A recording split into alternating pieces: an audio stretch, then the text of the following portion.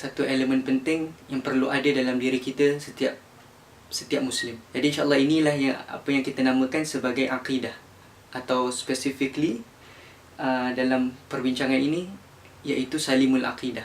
Keperluan bagi setiap Muslim untuk mempunyai akidah yang sejahtera. Jadi akidah akidah seperti yang diungkapkan oleh Syekh Imam Hasan Al-Banna, akidah merupakan sesuatu perkara yang kita percayai dan kita yakini dengan hati kita tanpa ada keraguan. Itu perkara yang kita percaya dan satu perkara yang kita yakini sehingga tiada keraguan tentangnya di dalam diri kita. Akidah ini berkait rapat tentang apa-apa perkara di dalam hati kita. Akidah mempunyai banyak cabang, dan pada hari ini kita akan membincangkan akidah daripada satu aspek. Dari segi satu aspek itu aspek ketuhanan. Ini akidah kita tahu ada perkara yang berkait dengan kenabian, juga perkara yang berkait rapat dengan hari akhir, juga perkara yang berkait rapat dengan sam'iyat. Tapi hari ini kita akan bincangkan tentang akidah dari sudut ketuhanan. Bila kita bercakap tentang soal akidah, terutama sekali akidah kita kepada Allah SWT, keyakinan, kepercayaan dan keyakinan tanpa keraguan kita kepada Allah SWT.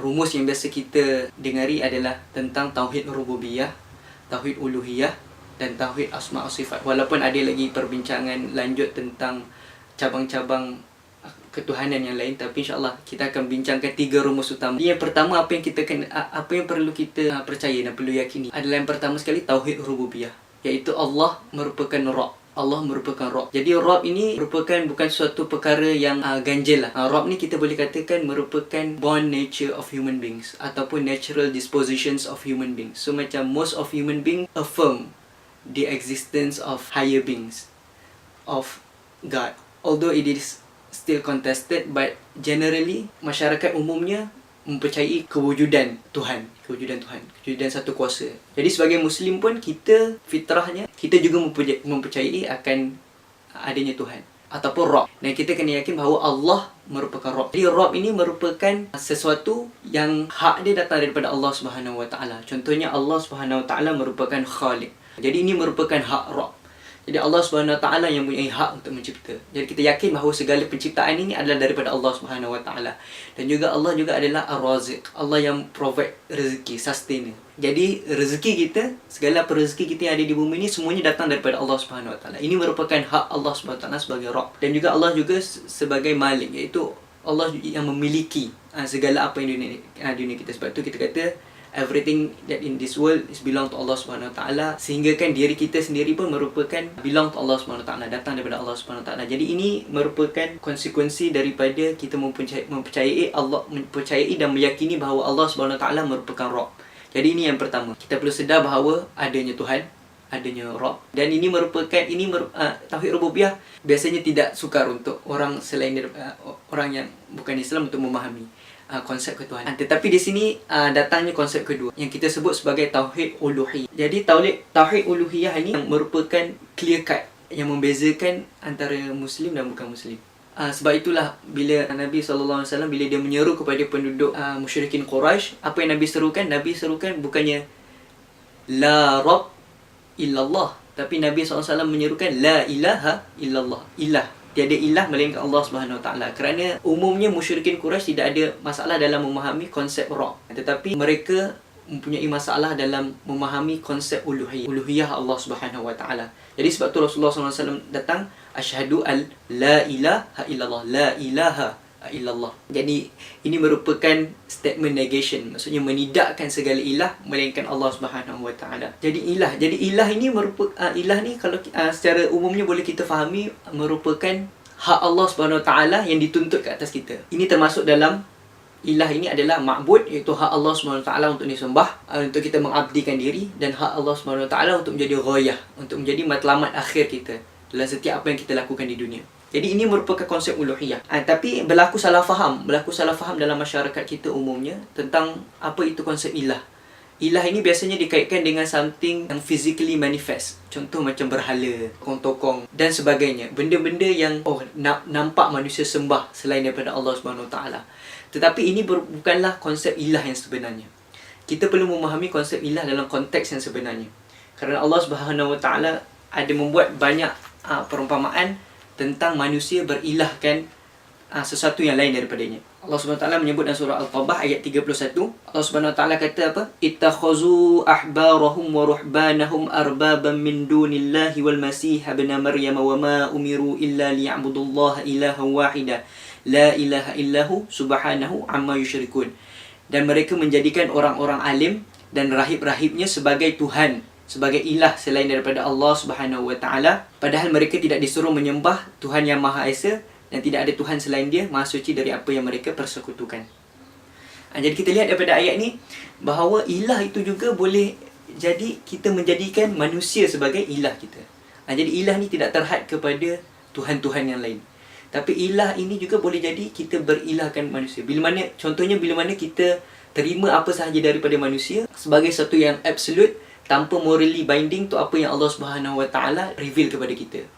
Jadi ini juga boleh menjadi satu ilah. Bila mana kita mengambil manusia sebagai the absolute legislator misalnya, tanpa kita morally binding to what Allah Subhanahu Wa Taala has prescribed through His revelations.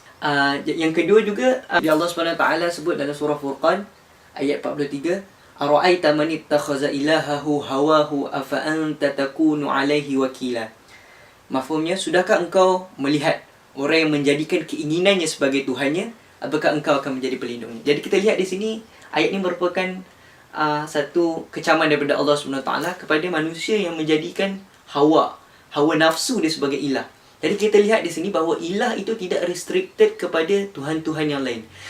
Ilah juga boleh jadi kita menjadikan hawa nafsu kita sebagai ilah kita, sebagai sembahan kita, sebagai matlamat kita.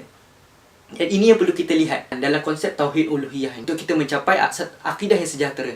Kita lihat bahawa manusia ni kadang-kadang dia menjadikan nafsu dia berada di hadapan sebagai ilah dia, sebagai benchmark dia. Sehingga kadang-kadang mereka mengiyakan nafsu dan menidakkan apa yang diturunkan Allah SWT.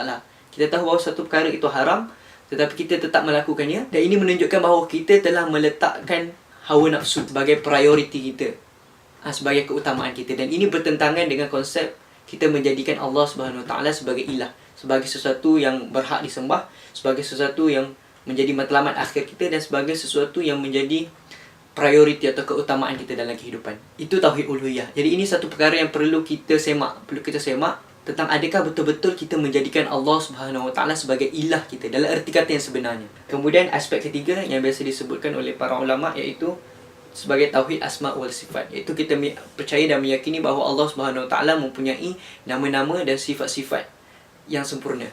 Jadi insyaAllah, seperti yang kita sebutkan tadi, bahawa akidah ini dia bukan sahaja menuntut kepercayaan kita, tetapi dia juga menuntut keyakinan kita. Dan keyakinan ini akan melahirkan satu spiritual uplifting dalam diri kita. Okay, saya akan cuba terangkan. Contohnya macam Tauhid Asma' wa Sifat. Contohnya Allah SWT kita ketahui bahawa mempunyai nama Al-Ghafur, yang juga merupakan atribut Allah SWT, merupakan sifat Allah SWT, itu Al-Ghafur. Itu Allah SWT merupakan Maha Pemaaf dan Maha Mengampunkan. Jadi konsekuensi daripada keyakinan kita kepada sifat Allah SWT ini adalah kita dalam menjalani kehidupan ini, kita tidak akan pernah berputus asa, kerana kita tahu bahawa Allah SWT bersifat pengampun. Jadi berputus asa daripada keampunan Allah SWT bertentangan dengan sifat sejahteranya akidah. Jadi kalau kita yakin bahawa Allah SWT bersifat pengampun, kita tidak akan pernah berputus asa untuk walaupun jatuh, untuk bangun kembali minta keampunan daripada Allah SWT. Jadi ini merupakan konsekuensi daripada memahami Tauhid Asma' wa Sifat. Ini akan memupuk satu akidah sejahtera. Dia akan membentuk satu spiritual uplifting dalam diri kita, di mana kita tidak mudah untuk terkalahkan. Dan contohnya lagi, kita mengetahui bahawa Allah SWT mempunyai nama Al-Alim dan bersifat Al-Alim, iaitu Maha Mengetahui. Allah SWT Maha Mengetahui apa yang kita sembunyikan dan apa yang kita zahirkan, semuanya Allah mengetahui. Dan konsekuensi daripada keyakinan ini, kita akan lebih berhati-hati, dan kita akan sentiasa observe our intentions and our actions, kerana Allah SWT tahu apa yang kita sembunyikan, niat kita, intentions kita, intent kita, dan segala apa yang kita zahirkan, actions kita. Konsekuensinya adalah kita untuk lebih berhati-hati dan sentiasa menjaga baik niat maupun perbuatan kita di dunia ini. Jadi inilah tiga aspek yang saya rasa relevan untuk kita bicarakan. Dan insyaAllah sama-sama kita ambil peluang daripada bulan Ramadan ini untuk kita sama-sama memupuk akidah kita sama-sama kita menggilap akidah kita supaya ia menjadi lebih sejahtera. Kerana puasa ni merupakan satu opportunity yang terbesar untuk kita memupuk akidah yang sejahtera. Puasa itu sendiri merupakan satu ibadah yang private antara kita dengan Allah SWT. Ini merupakan direct ibadah kita dengan Allah SWT. Hanya kita dengan Allah SWT saja. Orang lain tak tahu sama ada kita berpuasa atau tidak. Ini merupakan satu test satu trust yang Allah SWT telah berikan kepada kita untuk Allah uji kita sejauh mana keyakinan. Sebab even if we have the slightest doubt of Allah SWT and the hereafter, kita tak akan berpuasa. Tapi kerana kita ada keyakinan kepada Allah SWT, percaya kepada Allah SWT, sebab itu kita berpuasa. Jadi sama-sama kita ambil peluang daripada bulan Ramadan ini untuk kita cek balik akidah kita, keyakinan kita kepada Allah SWT dari segi uluhiyah, rububiyah, asma wa sifat. Adakah betul-betul kita beriman kepada Allah SWT? Adakah betul-betul kita percaya dan yakin tanpa keraguan kepada Allah SWT? Dan insya-Allah kita doakan moga-moga Allah menerima amalan kita di bulan Ramadan ni, insya-Allah.